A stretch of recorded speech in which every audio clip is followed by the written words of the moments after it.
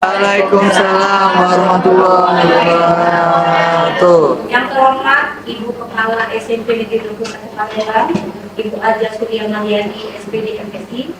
Yang terhormat Wakil Kepala SMP Negeri 21 Palembang. Yang terhormat Ibu narasumber aksi nyata calon guru penggerak angkatan 11 2024, dan yang kami banggakan adalah seluruh Dewan Guru Staf Tendik SMP Negeri 21 Palembang.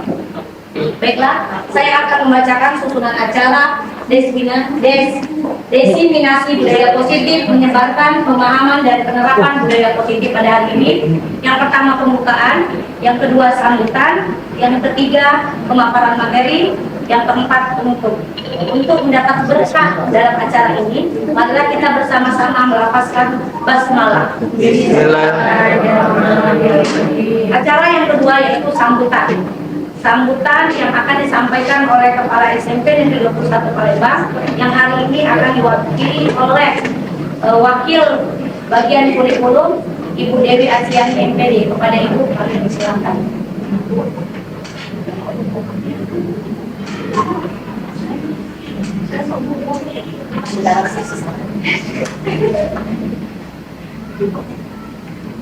Tegak-tegak sini, Ibu Bapak. Assalamualaikum warahmatullahi wabarakatuh. Oke, Ibu Bapak, terima kasih untuk kehadirannya di sini. Ya, kita belajar.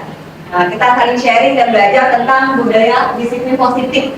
Mungkin kita di antara kita belum paham apa itu disiplin positif, baik itu untuk siswa ataupun untuk diri kita sendiri, Bu Bapak ya. Jadi sebelum kita share ke siswa kita, ada baiknya kita juga harus belajar apa itu disiplin positif. Jadi nanti mari kita dengarkan paparan dari teman-teman kita CGP Angkatan 11 ini. Ya, semoga acaranya berjalan lancar dan ilmunya bermanfaat bagi kita semua. Amin. Amin. Itu saja yang bisa saya sampaikan. Wassalamualaikum warahmatullahi wabarakatuh. Waalaikumsalam warahmatullahi wabarakatuh. Terima kasih kami ucapkan kepada Ibu Dewi Asiani MPD atas arahannya. Berikutnya acara selanjutnya yaitu pemaparan materi oleh narasumber aksi nyata calon guru penggerak angkatan 11 2024. Kepada Ibu Dwi Nurku Malasari dan Ibu Novilia kami persilahkan.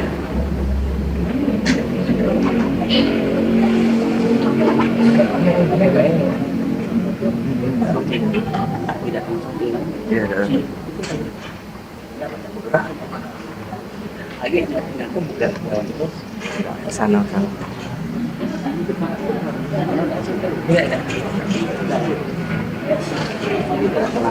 Bentar gitu. Amin. Assalamualaikum warahmatullahi wabarakatuh. Waalaikumsalam warahmatullahi wabarakatuh. Sebelum mulai diseminasi pada siang hari ini, kita tepuk semangat dulu ya Bapak Ibu ya. Siap. Oke. Semuanya bisa tepuk semangat Bapak Ibu.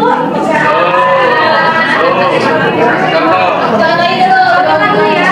Kalau saya bilang tepuk semangat, ulang kali. Bisa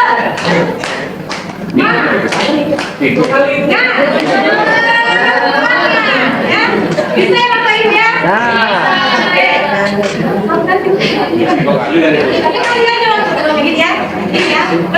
Satu, dua, tiga, tepuk semangat.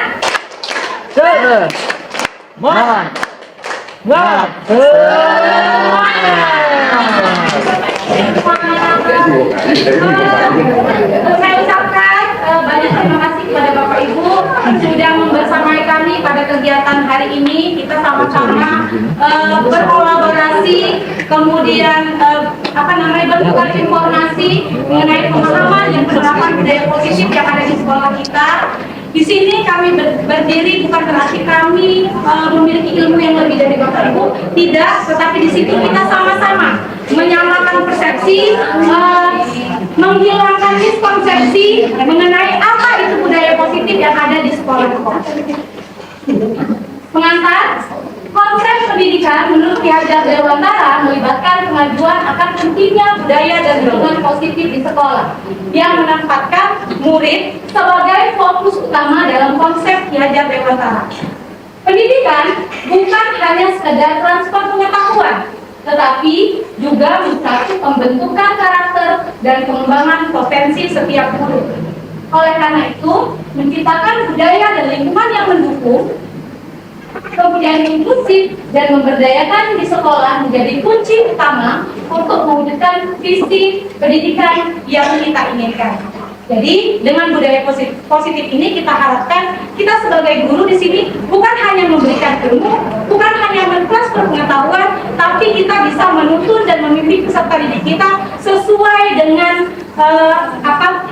pendapat dari Ki Hajar Dewantara. Nah, di budaya positif ini ada konsep intinya, yaitu mengenai perubahan paradigma belajar, mengenai nilai-nilai kebajikan, mengenai motivasi perilaku manusia, kebutuhan dasar manusia, keyakinan kelas, disiplin positif, posisi kontrol seorang guru, dan segitiga restitusi. Nah, pembelajaran dengan paradigma baru. Pembelajaran dengan paradigma baru ini di mana kita merubah mindset. Merubah mindset dari pemikiran kita dahulu mengenai bahwasannya anak itu harus mematuhi apa perintah kita. Anak harus mengikuti apa yang kita kehendaki.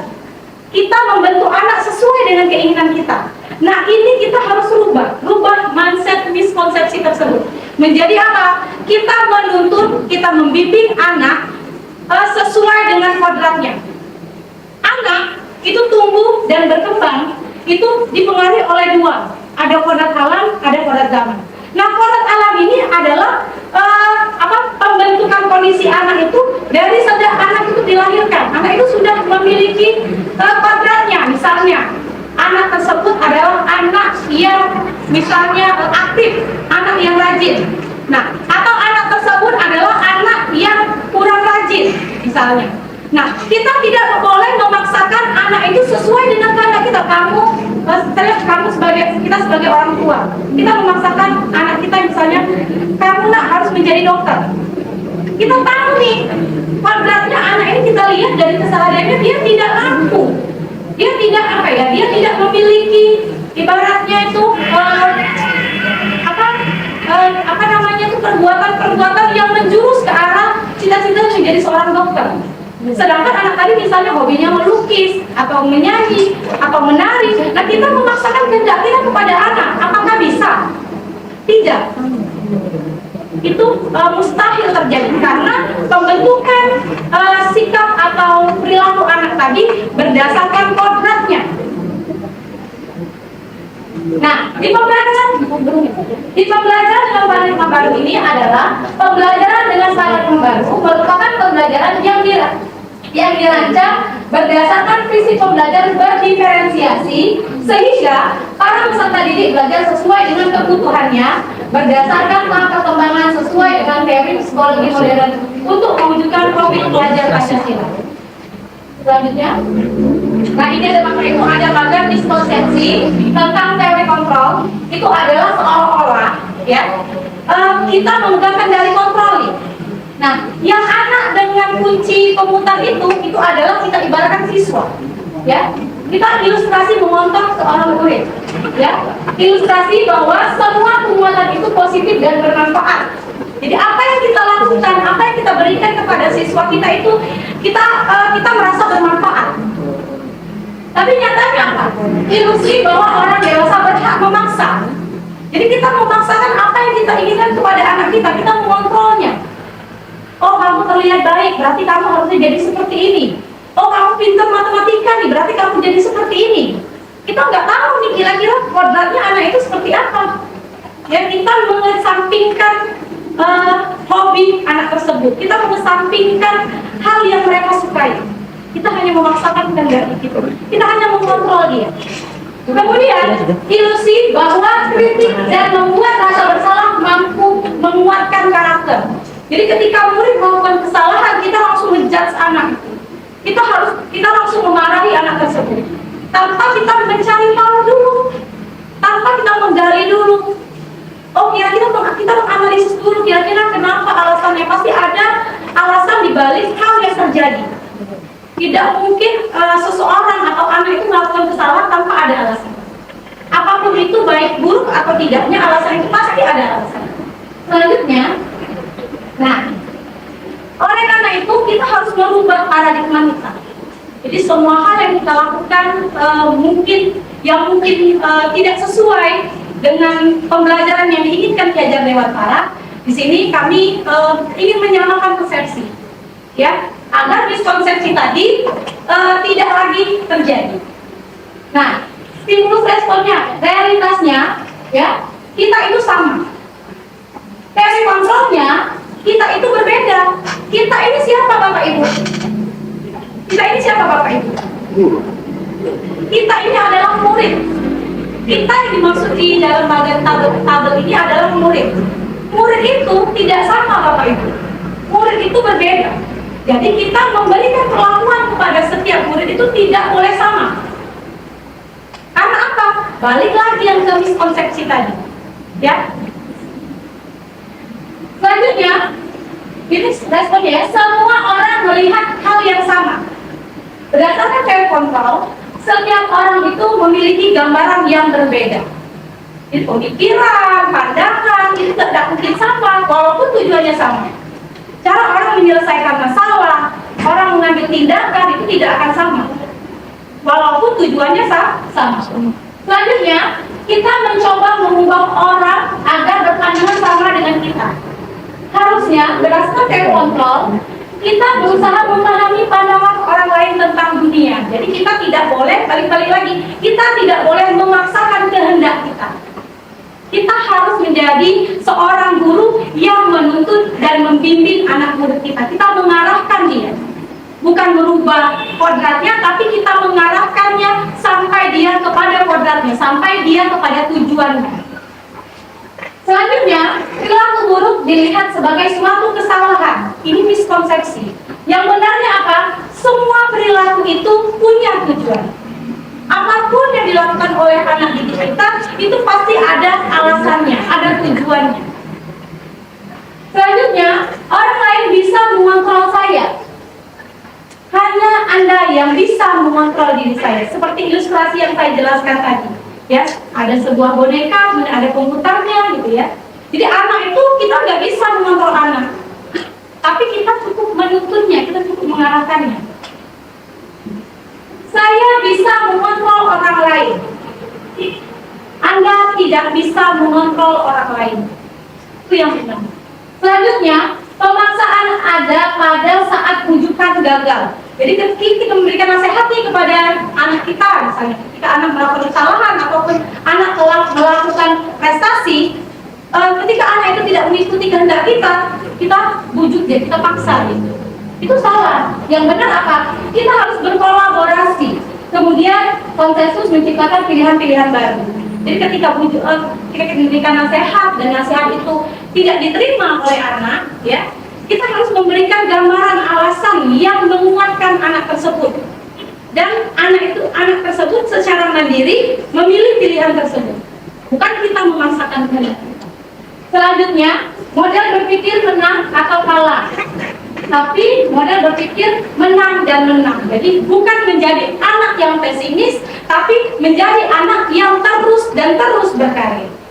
Ya, selanjutnya apa itu disiplin positif? Berdasarkan bahasa, disiplin itu artinya belajar, ya. Kemudian disiplin positif itu merupakan salah satu cara penerapan disiplin yang bertujuan untuk menumbuhkan kesadaran serta memberdayakan peserta didik tanpa imbalan, penghargaan atau reward, ancaman atau hukuman. Kemudian sebagai pendidik, tujuan kita adalah menciptakan peserta didik yang memiliki disiplin diri sehingga berperilaku mengacu kepada nilai-nilai kebajikan universal dan memiliki motivasi intrinsik dalam perubahan perilaku yang ke arah lebih baik. Itu tujuan dari disiplin positif. Selanjutnya, salah satu tanggung lingkungan positif. Bagaimana suatu lingkungan positif itu? Yaitu warga sekolah yang saling mendukung, kemudian saling belajar, saling bekerja sama sehingga terciptanya kebiasaan-kebiasaan baik. Nah, dari kebiasaan-kebiasaan kita itu, maka akan membuat karakter baik bagi warga sekolah. Selanjutnya, nah, tadi kita sudah saya sudah jelaskan tentang apa itu disiplin positif. Apakah Bapak Ibu sudah paham? Selanjutnya, nah tidak harus disiplin positif itu ada yang namanya nilai-nilai kebajikan. Nah, nilai-nilai kebajikan ini adalah yang berdasarkan profil pelajar Pancasila, yaitu beriman dan bertakwa kepada Tuhan Yang Maha Esa, berpikir kritis, mandiri, kreatif, berwawasan global, kemudian gotong royong, ya, bernarasitis, dan lain sebagainya. Lanjut. Nah, selanjutnya akan dijelaskan lagi oleh Ibu Novi.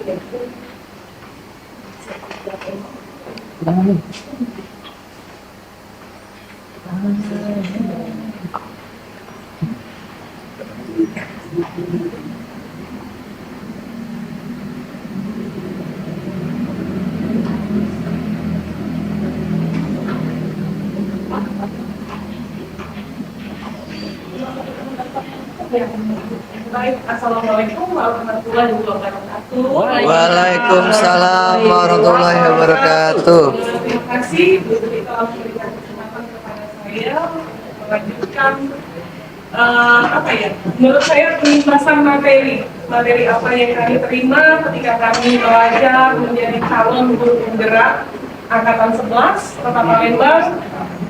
Di bab 1.4 ini kami diwajibkan untuk mengimbaskan apa yang kami dapatkan kepada Bapak Ibu guru. Jadi di sini bukan memberikan pembelajaran atau mengajarkan, tapi kita sama-sama sharing Bapak Ibu ya.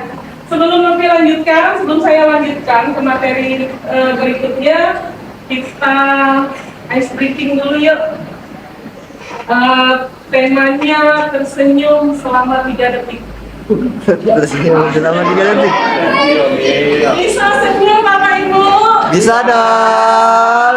Boleh saya minta Bapak Ibu duduk berhadapan dengan teman sebangkunya. Ayo gini, gini lah.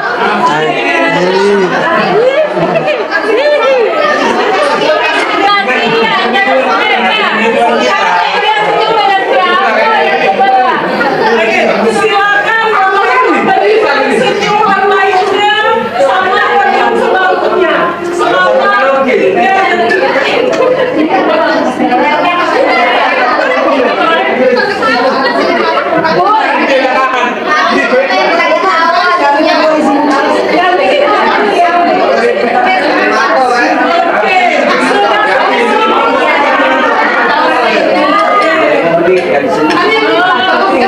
Sudah senyum ya, sudah rileks ya.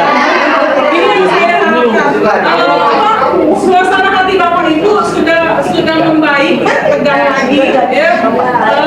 Kalau sudah membaik, sudah memberikan senyum kepada teman sebangkunya, senyum paling manisnya luar biasa. Sebelum saya lanjutkan,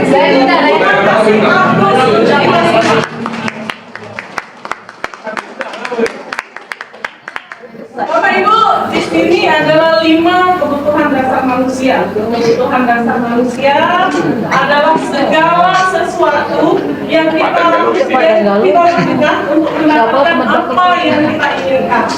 Seluruh tindakan yang kita lakukan memiliki tujuan tertentu, dan semua usaha terbaik yang kita lakukan adalah dalam rangka agar kebutuhan dasar kita terpenuhi dengan baik. 5 kebutuhan dasar manusia. 5 kebutuhan dasar manusia. Yang pertama adalah kebutuhan untuk bertahan hidup. Apa? Kebutuhan bertahan hidup apa itu? Minum, istirahat, tidur, kebutuhan dasar manusia. Iya betul. Kebutuhan bertahan hidup itu. Kedua yaitu kebutuhan manusia adalah kebutuhan kasih sayang dan rasa diterima. Ini kebutuhan dasar manusia. Ketika kebutuhan kasih sayang dan rasa diterima itu tidak kita peroleh, maka kita tidak merasakan kepuasan. Terus kebutuhan yang ketiga adalah kebutuhan akan kebebasan. Ini salah satu kebutuhan yang ada pada diri siswa juga, bukan hanya untuk kita saja, tapi juga kebutuhan yang ada dalam diri siswa. Yang keempat adalah kebutuhan akan kesenangan. Kalau Bapak Ibu lihat anak ketika dalam kelas itu main pesawat, terbang pesawatnya penuh pitot. Kalau biasanya kata Bu Dwi tadi, kita akan marah nih, ya, kita akan marah. Tapi dengan pembelajaran dengan paradigma baru, kita harus menyadari ternyata kebutuhan akan kesenangan itu adalah kebutuhan dasar manusia. Siswa itu mungkin bosan pas kita belajar, pas kita ngajar, dia buat pesawat, dia main, dia mencari kebutuhan akan kesenangan untuk dirinya sendiri, tapi dia tidak memikirkan apa yang dia lakukan telah melanggar aturan ke kelas. Kemudian kebutuhan yang kelima adalah kebutuhan akan kekuasaan. Mereka ingin dihargai ketika kawannya, teman sebangkunya itu tidak menghargai dia kecewa, saya kecewa karena teman-teman saya tidak diri dengan nilai-nilai yang mereka percaya. Lanjut, perbedaan hukuman, konsekuensi, dan restitusi. Sebagai guru, tentu saja kita harus bisa membedakan yang mana yang dikatakan hukuman, tindakan kita yang mana yang dikatakan konsekuensi, dan apa itu yang namanya restitusi. Hukuman itu terjadi secara tiba-tiba ketika anak kita lihat loncat pagar, minggat. Motivasi diri kita sebagai guru, ngumpul yang di lapangan, push up, itu hukuman. Kemudian murid tidak tahu apa yang terjadi dan tidak dilibatkan. Yang keempat, bersifat satu arah, dan yang selanjutnya adalah berupa fisik. Yang dilakukan adalah, kalau dia hukuman adalah yang berkaitan dengan fisik siswa itu sendiri. Terus kita lanjutkan, ada yang namanya konsekuensi, yaitu konsekuensi konsekuensi itu tuh sesuatu yang harus diterima siswa dengan lapang dada dan dengan kesadaran yang penuh. Kalau saya melanggar aturan kelas, ini loh konsekuensinya. Konsekuensi itu terencana atau disepakati. Yang kedua, murid tetap dibuat tidak nyaman dengan konsekuensi itu, dan sikap guru memonitor murid. Sikap guru selalu memonitor muridnya, itu adalah konsekuensi. Kemudian yang ketiga adalah restitusi, yaitu proses menciptakan kondisi bagi murid untuk memperbaiki kesalahan. Di sini yang kami pelajari adalah bagaimana merestitusi siswa ketika dia melakukan kesalahan. Kemudian proses yang kolaboratif mengajarkan murid untuk mencari solusinya sendiri dari setelah dia menyadari ternyata saya salah dan apa yang harus dia lakukan sebaiknya. Dalam kegiatan pembelajaran itu ada 5 posisi kontrol guru. Yang pertama yaitu sebagai penghukum, yang kedua sebagai pembuat orang merasa bersalah, yang ketiga sebagai teman, yang keempat sebagai pemantau, dan yang kelima sebagai manajer. Sebagai penghukum, seorang guru dapat menggunakan hukuman fisik atau verbal untuk mengendalikan perilaku siswa. Itu yang dikatakan penghukum. Guru dengan sikap seperti ini cenderung percaya bahwa satu-satunya cara untuk memastikan keberhasilan pembelajaran adalah dengan cara mereka sendiri. Ini dikatakan penghukum. Kemudian pembuat rasa bersalah. Pembuat rasa bersalah, pada posisi ini guru menggunakan kata-kata yang lembut untuk membuat orang lain merasa bersalah dan rendah diri. Mereka mungkin mengatakan hal yang seperti, ibu sangat kecewa dengan kamu, atau berapa kali saya harus mengingatkan kamu. Dengan pendekatan ini dapat menyebabkan siswa merasa tidak berharga dan mengecewakan orang yang menyayangi mereka. Kemudian yang ketiga adalah sebagai teman. Posisi kontrol sebagai teman. Dalam posisi sebagai teman, guru dalam posisi sebagai teman menggunakan persuasi dan hubungan baik untuk mempengaruhi perilaku siswa. Mereka bisa menggunakan dengan cara humor, kita tegas tapi tetap dengan tersenyum, dan hubungan yang baik dengan siswa untuk mencapai tujuan yang sama dengan siswa. Tujuan siswa itu tetap tujuan yang baik untuk siswa itu tetap dikendalikan oleh guru, namun kita memperlakukan dia sebagai teman, sehingga kita dengan siswa itu katanya bisa sharing nih. Secara tidak langsung ketika mungkin Bapak Ibu yang di TK sudah sangat paham akan hal ini, bagaimana posisi sharing itu bisa mempengaruhi karakter siswa. Yang keempat yaitu sebagai pemantau. Seorang pemantau adalah orang yang menjaga ketertiban dengan memperlakukan hukum sebab akibat. Guru dengan posisi ini cenderung melihat perilaku siswa dan menggunakan bukti-bukti tersebut untuk memperkuat keputusan atau tantangan atau tindakan yang perlu diambil. Guru yang berperan sebagai pemantau juga memantau dan mencatat informasi tentang perilaku siswa untuk referensinya di masa depan. Dan yang terakhir adalah fungsinya sebagai manajer. Fungsi guru sebagai manajer di sini cenderung bersikap kolaboratif dengan siswa untuk menemukan solusi dan masalah perilaku siswa itu sendiri. Sebagai seorang manajer, guru akan membimbing siswa untuk mengatur diri dan bertanggung jawab atas tindakannya sendiri. Pendekatan ini didorong oleh siswa untuk menjadi mandiri dan bertanggung jawab. Posisi manajer inilah yang diharapkan ada dalam diri guru dengan paradigma baru. Jadi mampu menjadi manajer bagi siswa, mampu membuat siswa merasa bersalah dan mengikut dan konsisten dengan keyakinannya, dengan kesadaran diri yang baik. Contoh penerapan 5 posisi kontrol guru. Kasus yang pertama, siswa tidak memakai atribut lengkap saat upacara bendera. Ketika kita mengambil posisi penghukum, maka mereka akan dihukum hormat sama tiang bendera selama 1 jam. Mungkin sama bendera merah putih kali itu ya, jangan hormat sama tiangnya.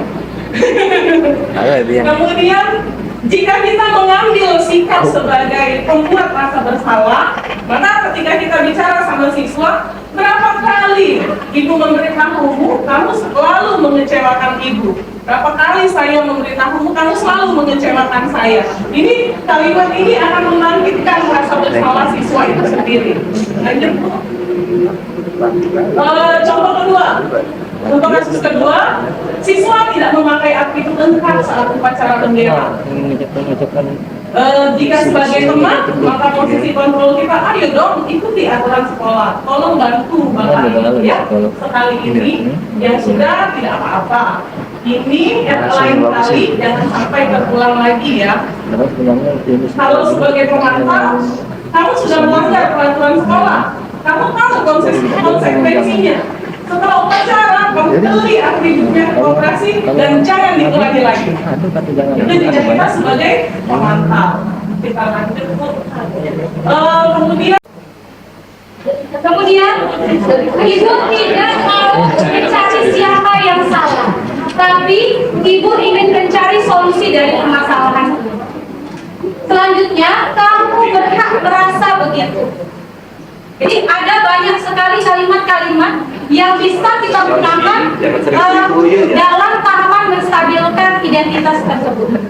Adakah Bapak Ibu yang mau memberikan contoh selain yang di depan, kira-kira kalimat seperti apa yang bisa kita ucapkan yang dapat menstabilkan identitas anak ketika anak datang menghadap kita dengan anak tersebut mempunyai masalah atau melakukan kesalahan. Apapun kasusnya, bisa misalnya mencoret buku temannya, atau misalnya menampar pipi temannya, atau kasus dari Bapak Ibunya. Oke, boleh kalau gitu.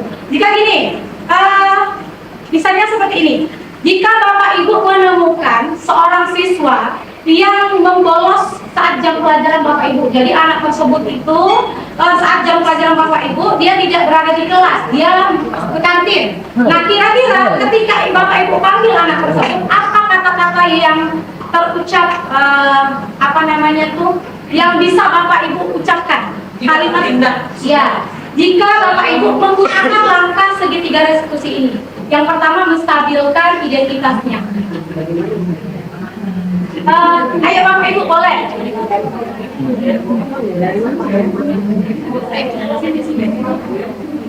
Ayo Bapak Ibu. Contohnya misalnya begini, misalnya namanya Tono nih. Tono, apa kabarmu misalnya? Atau Tono kamu dari mana? Misalnya itu ini belum menstabilkan ya kalau mau tanya kamu dari mana ya. Nah dia jawab, mohon maaf Bu, saya tadi dari kantin misalnya. Kita jawab nih ketika dia bilang saya dari kantin, kita bilang gini, oh dari kantin, tidak apa-apa nak, wajar. Mungkin kamu sedang makan, ya?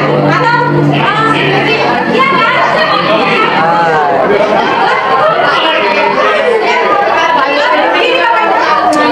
Memang sebenarnya kalau kita mau mengikuti paradigma yang lama, hal ini mungkin bertentangan dari pribadi kita ya. Iya. Kalau apa ya? Jujur mungkin sama seperti saya merasakan bahwa saya pernah menjadi guru dengan posisi kontrol penghukum. Saya pernah menjadi guru dengan posisi kontrol pembuat rasa bersalah. Nah di sini kita sama-sama merubah paradigma itu. Ya, kita sama-sama berproses, kita sama-sama mewujudkan bagaimana tujuan dari pendidikan kita sesuai dengan topik pelajaran Pancasila. Ya, Bapak Ibu. Ada yang mau memberikan kalimat kira-kira? Bagaimana Novi kira-kira? Lanjut ya Bapak Ibu ya, kita lanjut ya. Lanjut. Nah, yang kedua, tahapannya adalah kita memvalidasi tindakan yang salah. Ya Bapak Ibu ya. Kan si Tono tadi ke kantin, nggak masuk gara-gara dia ke kantin. Sudah ditanya, dia ngomong lapar. Nah kita mau validasi. Bagaimana ini Bu Novi, silakan. Saya lapar Bu. Silakan jelaskan penstabilan identitas. Oke. Ya kita saya praktek ya sampai Bu Novi. Ini kalau udah tahu udah. Oke.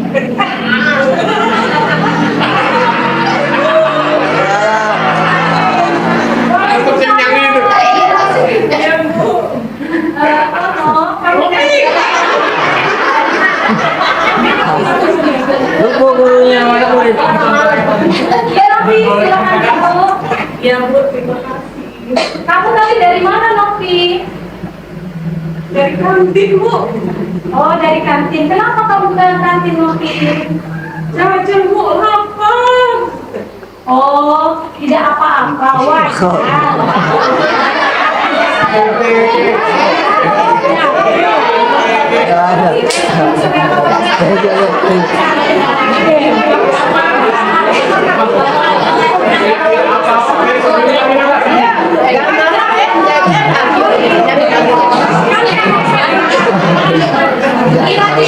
Oh, tidak apa-apa.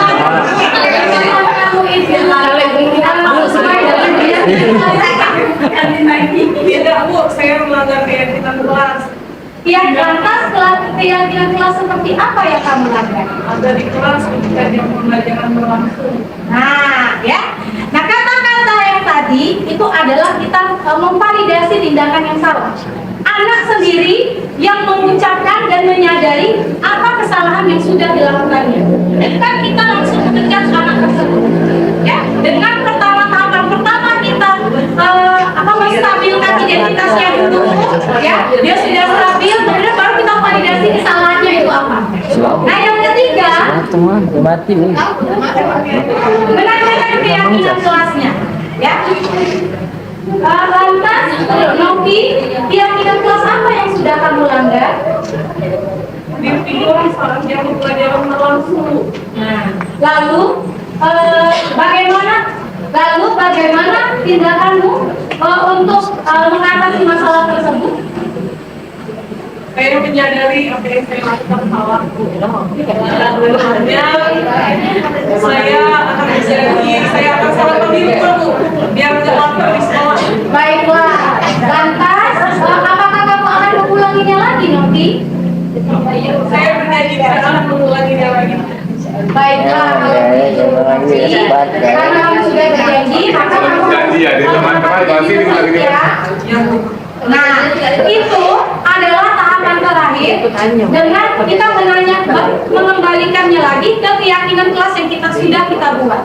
Ya, dengan siswa menyadari sendiri kesalahan yang dilakukannya, kemudian siswa menemukan sendiri solusi apa penyelesaian dari masalah yang sudah dia buat. Jadi si Novi tadi kan sudah tahu nih kesalahannya, harusnya jam pelajaran dia berada di dalam kelas. Nah, solusinya apa? Dia tidak akan mengulanginya lagi, dan di kemudian hari dia akan belajar di dalam kelas dan tidak akan mengulangi tindakannya lagi. Bagaimana Bapak Ibu? Apakah sudah paham? Paham. Adakah yang mau maju ke depan untuk mempraktekkan penerapan segitiga restitusi? Maju mana? Bani katanya ada lagi. Nanti lagi Jelly itu, kayaknya kamu yang pantas disuruh Jelly. Kami kakak. Iya. Jelly yang pantas disuruh. Kayak ini nggak bisa juga. Demikian penjelasan ya pada siang hari ini. Kesimpulannya silakan. Nanti lagi. Mari Bapak Ibu, supaya kita fokus, kita Bapak Ibu lihat pena saya. Ya. Kalau saya letakkan posisi pena seperti ini, maka Bapak Ibu duduk. Kalau saya angkat penanya ke atas, Berdiri. Bapak Ibu berdiri. Jangan Bapak yang berdiri, Bapak Ibu berdiri. Ya. Kalau saya arahkan pena ke kanan, Bapak miring ke kanan, Ibu miring ke kanan. Kalau saya arahkan ke kiri, Bapak Ibu miring ke kiri. Siap? Ya. Kita mulai dari duduk. Ya, berdiri. Duduk, kaki berdiri, sabar. Ya. Mulai ya, fokusnya ke depan.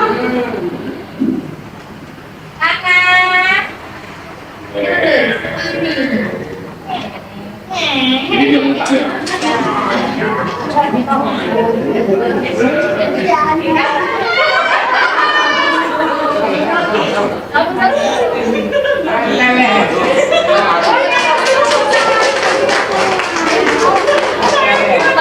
Bapak Ibu mau duduk saja di Sepertinya masih konsen semua ya. Iya, alhamdulillah. Maka kita masih banyak sepertinya Bu ya. Lanjut. Kayaknya kita ada di materi terakhir, kita ini kesimpulan pembelajaran hari ini, yaitu dalam penerapan program studi positif. Hendaknya guru memiliki standar kepribadian profesional dan sosial yang baik.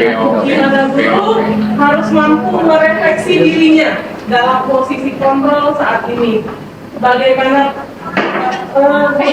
perjalanan dirinya sebagai anom atau sebagai manajer yang menuntun murid-muridnya menjadi insan yang mandiri, merdeka, dan bertanggung jawab seperti apa yang diajarkan oleh Ki Hajar Dewantara, menghamba pada murid.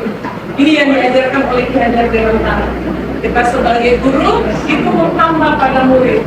Jadi murid itu yang sudah dijelaskan oleh Budi itu dipengaruhi oleh kodrat alam dan kodrat sana. Kodrat alamnya karakter dalam dirinya tidak bisa kita ubah.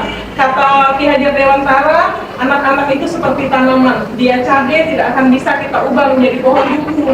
Maka bagaimana kita merawat cabai untuk tumbuh subur dan berbuah sehingga kita bisa memanen cabai tersebut. Tapi kalau dia duku, nggak bisa kita perlakukan dia seperti pohon pisang. Maka kita harus merawatnya sebagai buku. Oke, sampai di sini Bapak Ibu. Semoga apa yang kami bagikan bermanfaat untuk Bapak Ibu dan tentunya sangat bermanfaat bagi kami pada sore hari ini, Bapak Ibu ya. Kita tutup dulu ya. Kami akhiri. Wassalamualaikum warahmatullahi wabarakatuh. Waalaikumsalam. Jadi itulah acara hari ini. Materi yang baru sampaikan dalam acara aksi nyata guru calon guru penggerak angkatan 11 2024. Acara selanjutnya yaitu menutup. Marilah kita tutup acara ini dengan melepaskan hamdalah. Alhamdulillah. Dan akhirnya pantun. Kalau ada sumur di ladang, kita gampang mandi. Cakep. Ada umur panjang. Boleh dong saya membawa acara lagi.